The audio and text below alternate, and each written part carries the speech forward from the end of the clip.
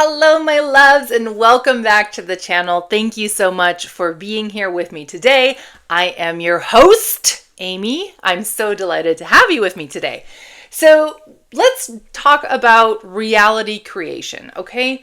You can think of this as manifestation. You can think about this as building your life on purpose. You can think about this as like crazy woo-woo conversation, but we're going to talk about what it is to piece our life together, what that actually means, what that looks like, and how to do it, okay? So my history is I'm trained in interior design. I had an interior design business I lost count of how many years. I had a business in Calgary for 6 years. I did interior design in Winnipeg for a number of years. I've worked in lots of different areas of interior design, all right?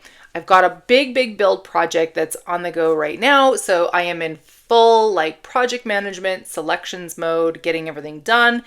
And I just had a ensuite renovation, full gut and redo that just wrapped up. One of the things that is so routine, I guess, is the best way to think of it, when it comes to any design project, any build project, is the initial ideation and then selections phase. Let's say, for example, this ensuite is a great example.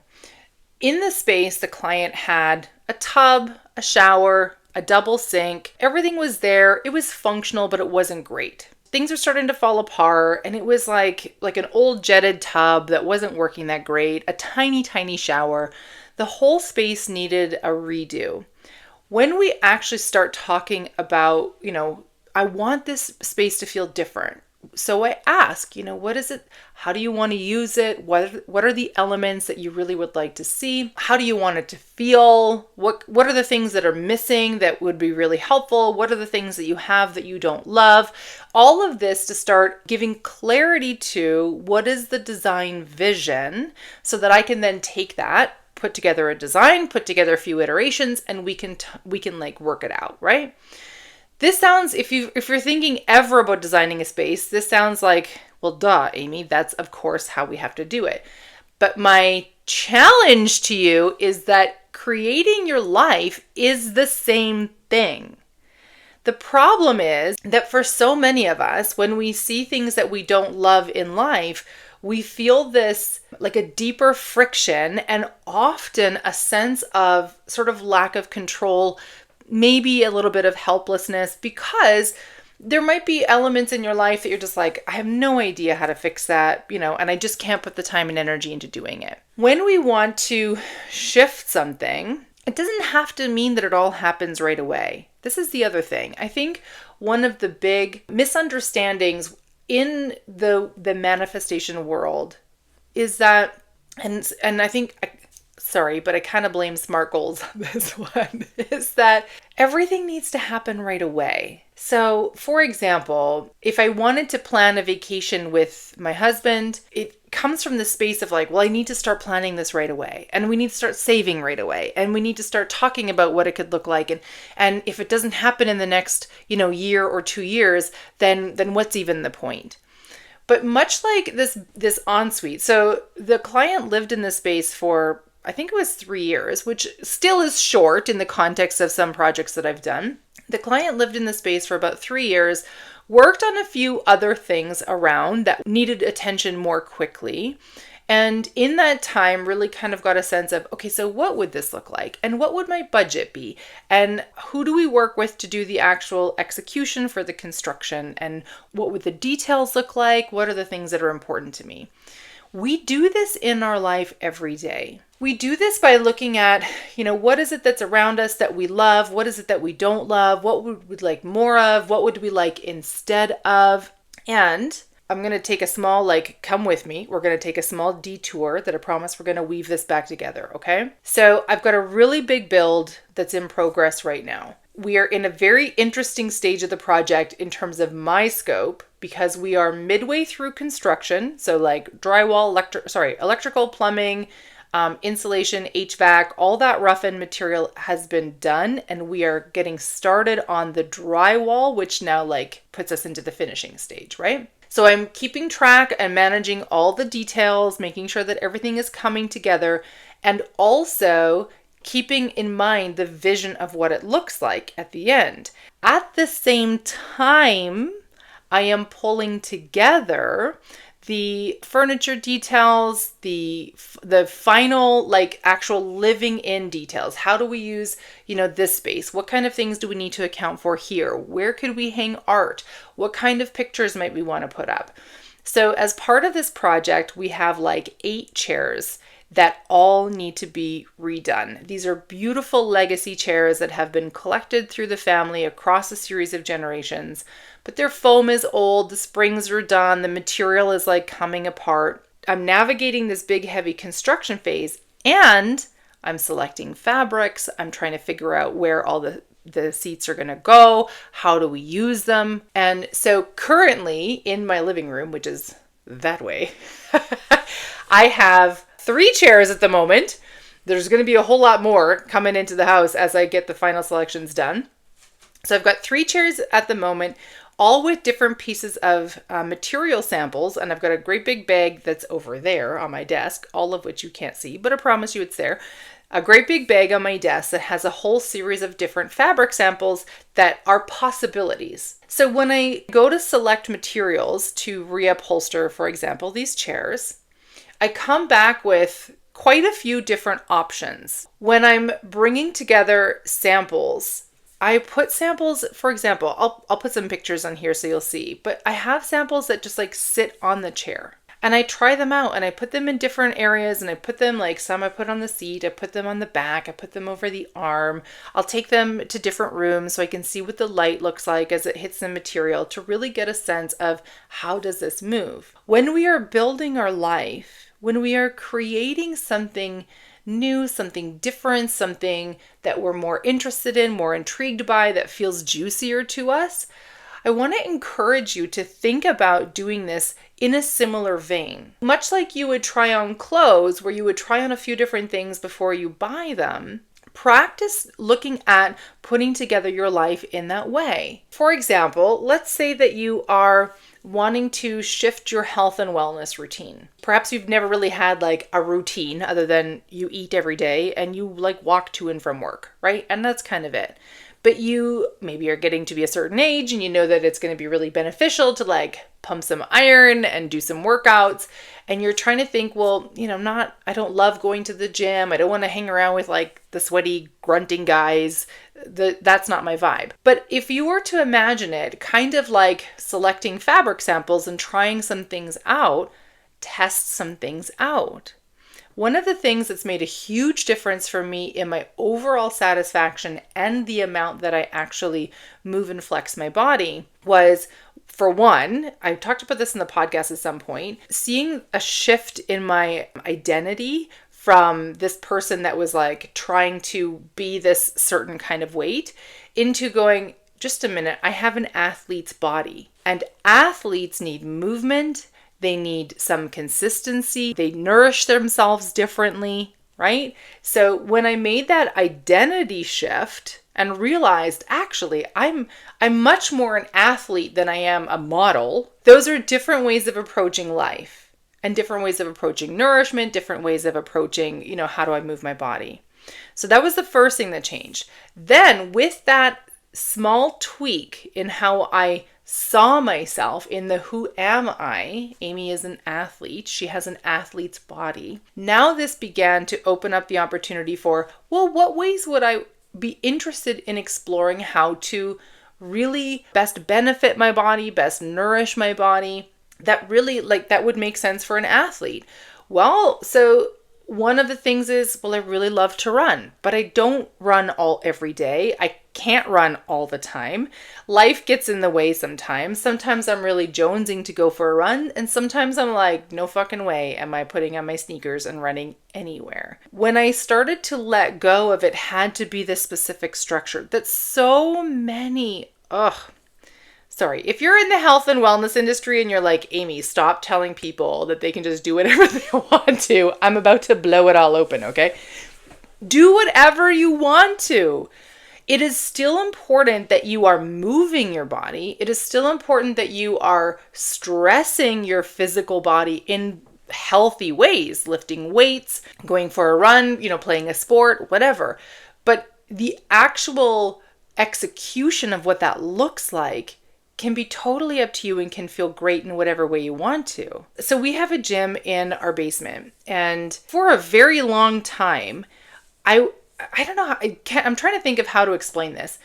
I would describe it as the gym because how else would you explain it? There's a whole pile of exercise equipment down there. But if I was going to do some kind of a workout, I would not say I'm going to the gym, because it just seemed like, well, if I'm going to the gym, I need to have a membership and go to this like giant space that has, big high ceilings and like all these people and classes and all kinds of things. When I finally began to associate and realize that by dismissing our basement area as a gym and dismissing the act of going there to take care of and strengthen my body as going to the gym, what I realized was, oh my gosh, I've just been diminishing the work that I've been doing, all because it doesn't look like a structured gym. I don't pay a membership fee. I just go there. I go there because it's fucking fun, because I enjoy it. And somehow, because I enjoyed it so much and I would just do it and I'd follow a YouTube video, somehow that was less structured than going to a class or going to the gym for an hour every day at a specific time. It sounds ridiculous when we put it out, like when I actually say it out loud, but it's these internal thought structures that are kind of gunking up the work. Right? So when we're wanting to create our reality, when we're wanting to build our life, if we're looking at this like, oh, I just need a structure, I need to have a routine, I need to like get a gym membership and then go to the gym and then just be like super disciplined that I'm at the gym every Tuesday at 7 and every Thursday at 8 and then every Saturday I got to get there. Like, if that works for you, amazing. If it feels good, awesome. But for many of us, that doesn't feel good. And it becomes an obligation instead of something that we do because it's fun, because we like the result, because it feels good. If you were to imagine money, let's talk about money, because I love to talk about money. In all of my programs, all of them, I do not talk about budgets. I think like in Wealthy as Fuck, I mention it briefly, and it's in the sense of like, I don't talk about budgets, and that's not what we're here for. But everything I've ever learned, and I think all the financial experts that I ever heard from, certainly until about the last 5 to 10 years, all talk about how important and imperative it is that you must have a budget and you have to stick to it. And that might work for some people, but I would argue for most of us, a strict budget doesn't work. Because if it was that simple and that's all you needed to shift your financial life, every fucking person in the world would have an amazing, wonderful, joyful, healthy financial life. So obviously, it can't just be this one thing as a solution. When we are wanting to build wealth, which is all, like Wealthy as Fuck is all about that. It is about understanding money, becoming really empowered, confident managers of money, people who really steward and shepherd money like very nicely through the world and feel good doing it. It's about building monetary wealth, but it's also about building the overall wealth structure of your life, the things that feel good, concerts that you get to go to with your love because they feel great, ski days that you get to go to because you designed your life in such a way that you can push your work aside to a day and like go to the mountain because it's snowing today. Or days at the beach where you're like, it's so nice outside, I'm just going to go sit on the beach today and I will figure out my work another day. Or walks with people that you love or hanging out with your friends, whatever. That's the context of living a truly wealthy life. So that's what Wealthy as Fuck is all about. I digress. Let me come back. When it comes to designing our financial life, it is kind of silly and if I'm being very honest, probably a little naive for anybody in the world to think every single human on the planet should all have a budget and they should all design it this way and it should be this percent that goes to here and this percent that goes to there and this percent that goes to there. Because everybody's joy inputs are different, everybody's goals are different, everybody's needs and wants are different. So when you are building your financial life, if you were to imagine it like putting fabric samples on a chair and testing, do I like this one or do I like this one better? Imagine building your financial life in a similar way. So perhaps there are elements of a budget that feel good. Perhaps you like having some structure, but maybe you don't need it to be like a whole spreadsheet that you fill out every month. And if you go over or under, you're like, oh my God, what am I doing here? I think that money works best for us and feels best for us when we are in a responsive state with money. And this is really powerful when we are in situations where our income flexes. If you are in an hourly job, right, as opposed to salary, if you are building a business, if you are work on commission, where your income will ebb and flow over time, then being able to have a responsive structure with money will feel much better than having a strict budget structure with money. Now, for some people, they'll love the budget. And that's amazing. There's 1,000 options of how to do it. So you have and there's apps that will help you with that. But I think for most, having something that's more responsive feels better. So I've said challenge too much this week. I want to use a different word. My encouragement to you this week is this. If you were to have a look at everything that's in your life right now and pull back, okay? So imagine you're looking at it from 40,000 feet. You can see all the elements of your life. If you were to approach that as if you were testing out things, much like how I would put different fabric samples on a chair or bring you different tile selections for your bathroom, think about an area of your life that you know you would like to experience something different. What's there is okay, or maybe it kind of sucks, but you're like, I would like this to feel different. I would like this to be different. I would like my interaction with this to be different. And then start laying some options against it. So if it's, for example, your money, instead of going I just want to make more money and I just wish that I had more in my savings account. What if you were okay, well, maybe one of the things that I would actually really like is to feel better with money. Okay, well, what would that look like? What would it look like beyond just having more money? There is something, we'll touch on this very quickly. There is something that I've heard a few teachers talk about as energetic set points. Think about it, we'll go super simple. Think about it like the thermostat for your house where you set it at a temperature and the systems of your house ensure that the house stays at that coolness or at that warmth. In all areas of our life, we have this, but certainly when it comes to our finances, we have an energetic set point. We have a temperature setting of what is comfortable. If you're unaware of that and your whole goal is, I just need to earn more money, you could double or even triple your income. But if all you're thinking is, I just need to earn more money and that's somehow going to solve all the problems that you're having, what you're going to find most of the time, as frustrating as it is, that alone didn't actually solve the problem. Because you only changed one of the fabric samples, right? You only made one tiny tile adjustment. Whereas if you go, okay, one of the elements in my financial life is that I would like to feel better with money. I'd like to feel better about my money. I teach you how to do this inside Wealthy as Fuck. If you want a really, really great program that's audio only and will help you get shifts in 5 weeks or less, Break Up with Broke is, oh my God, it's so awesome. I will show you how to leverage worry, how to shift fear, and how to understand and work with the scarcity programming in your brain. Because I got to tell you, I feel like these are 3 key areas. And then we talk about financial shame. And then we talk about actually building your life. Okay. Going forward and creating abundance and expansion and elevating your life. But these areas are often just you got to stop worrying. You can't worry if you want to build what you want to have in your life. You got to stop choosing fear because you can't feel fearful and design your life on purpose. Sorry for everybody who teaches this, but I'm just going to say straight up, I think that's bullshit.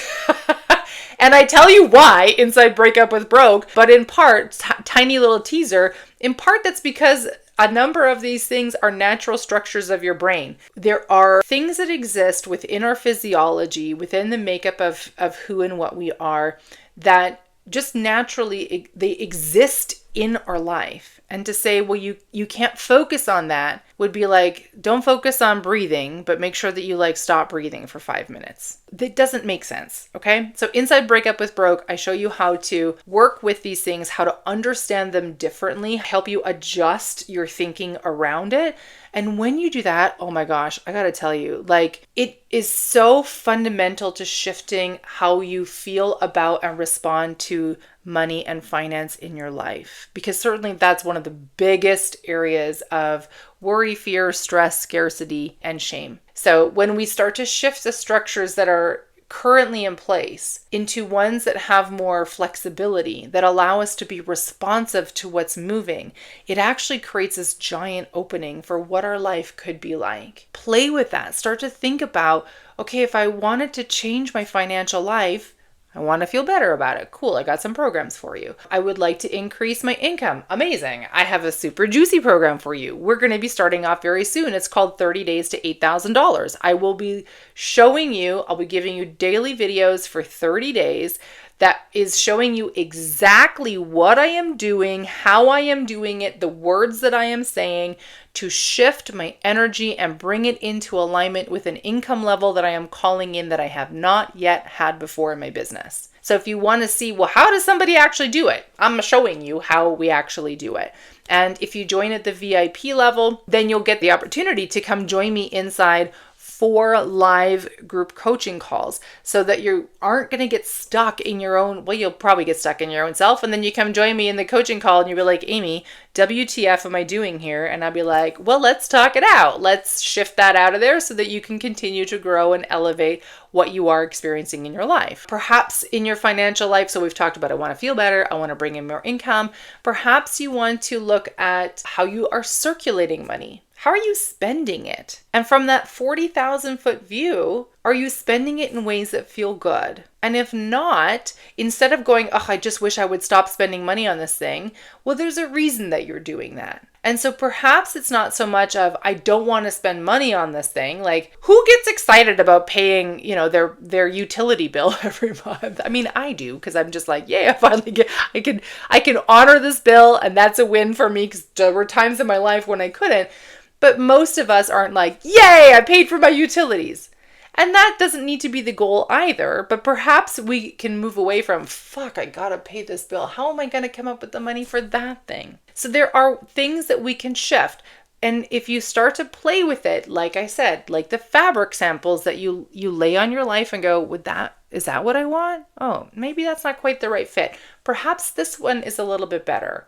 And when we start to change how we look at creating our life and look at it from this lens, it gives us much more flexibility. It gives us much more freedom to create a life that feels good to us. And it allows life to respond with you. So you can test something out, and if you're like, that wasn't great, or I fell off the wagon like right away, because obviously perhaps it wasn't a best fit for you. Cool. So maybe, let's say, for example, you want to quit smoking. Maybe you tried hypnosis and it didn't work. Well, then maybe that wasn't the best option for you. Maybe the gum is the better option. Maybe, I don't know, like cold turkey is a better option. There are countless ways to do it. What is the best fit for you? And just like your home and all the details of your life are not going to look the same as somebody else's, they shouldn't. It's your life. So create it on purpose, but allow yourself some patience and some playfulness to see what could come out of there. If you enjoyed this week's video, I would love it if you clicked like and click subscribe to get notifications for when the videos are coming out. And it would be really awesome if you share this out. Thank you so much for doing that. Check out I've got in the show notes below links to all the programs that I mentioned. And then I just want to end this week's video on this sweet little teaser campaign. There is something very exciting coming in June. I am working on a collaboration that I'm pretty excited about. You need to be on my email list in order to find out what it is, to get the invite, to get the access to the very cool opportunity that is coming. So I will be teasing more over the next few weeks, but for now, get on the email list. It's called Insights. It's completely free, obviously, to join the email list, and I don't spam your inbox, okay? So when we've got a live launch, you'll get more emails, but generally you'll get 1 to 2 emails a week from me, just with some, here's the latest thing that's happening. Have you thought about this thing? I don't want to inundate anybody's inbox, so I won't, because listen, we are busy people. We got a lot going on. But if you want to be on the inside for this fucking awesome thing that's coming in June, you got to be on the email list. So join me there. All right, my loves, have an amazing week. Have so much fun building your life on purpose, and I will see you next week on a brand new episode. Bye for now.